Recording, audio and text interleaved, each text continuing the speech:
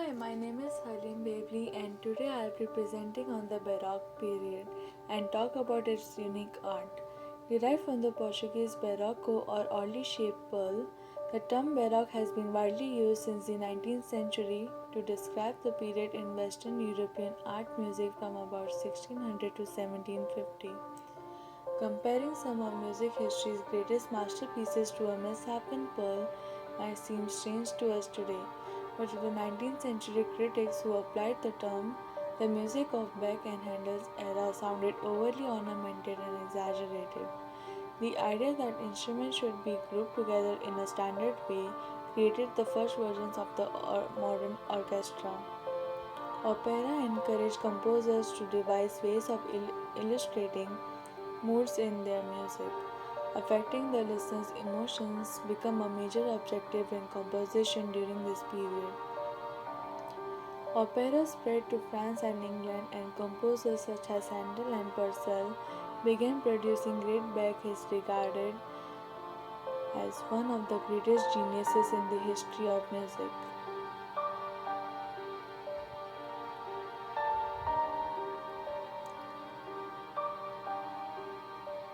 Guido Reni was born in Bologna, Italy in 1575. Reni began training in his hometown with the Flemish master Denis Calvert in about 1584. Reni is best known for large-scale altarpieces, mythological scenes, and single-figure devotional and secular subjects. His early work displays the distinctive traits of his structured academic training, a balance of classicism and more realistic representation, and his figures, inspired with monumentality and grace, convey a strong sense of human emotion. By the mid 1630s, his style has evolved, and his late work are characterized by muted, limited palette, a loose summary handling of paint, and simplified compositions. His success led to one of the most active workshops in Europe, which housed to 80 students at one time, who were trained to reproduce composition in order to meet increasing demand amongst European collectors. Today, his works are found in the collection of the Art Institution of Chicago and other museums in the United States. Reni died on August 18, 1642, in Bologna.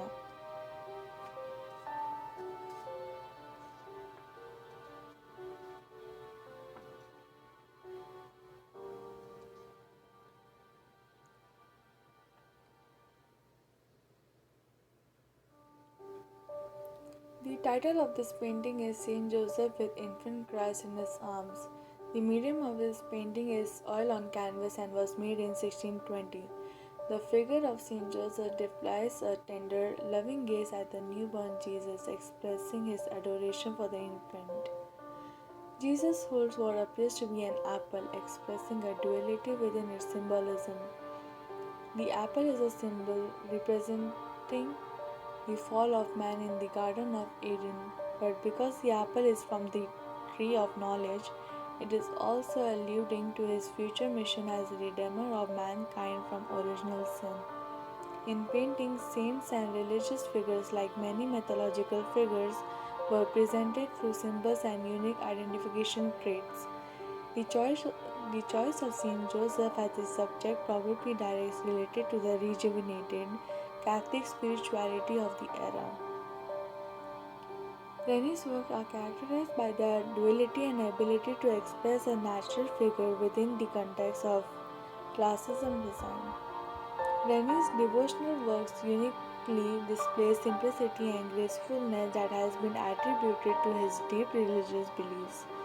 The figure of Saint Joseph and infant Jesus take center stage, are inhabited by a cluttered or distant setting. Instead of using an aura, as many pre-counter Reformation painters did, Reni uses the treatment of light and shade in drawing and painting to illuminate the face of Saint Joseph, amplifying the importance of his figure.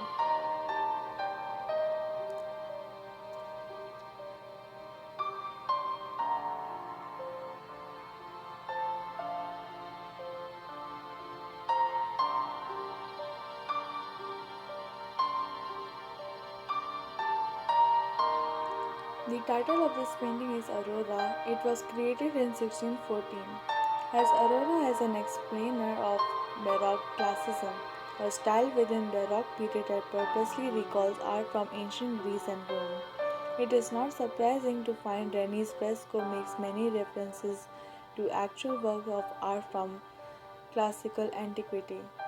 This casino was part of the cardinal's larger palace residence located on the Quirinal Hills in Rome. The fresco represents Aurora in the left, goddess of the dawn, breaking forth a new day as she leads the way for Apollo in the below, god of light, among many other things, who follows behind in his four-horse chariot. That Aurora is bringing the dawn is evident to the change in the sky. We see between the two goddesses a darkest silver grey before Aurora that turns into a bright golden light filled sky before Apollo. Below the edges of the cloud is a distant landscape below being illuminated by dawn with small sailboat barely visible on a sea beyond. Aurora's gauzy drapery flutters around her figure as she seems to be preparing to drop these sprays of flowers she is carrying in her arms onto the landscape below. The figures are represented as an ideal manner as their facial expression and physique are flawless and perfect in their beauty. They are timeless and ageless, never to be marred by old age and decrepitude. Moreover, any soft pastel color palettes lead an idyllic, metallic quality to the scene. Thank you so much for watching my video.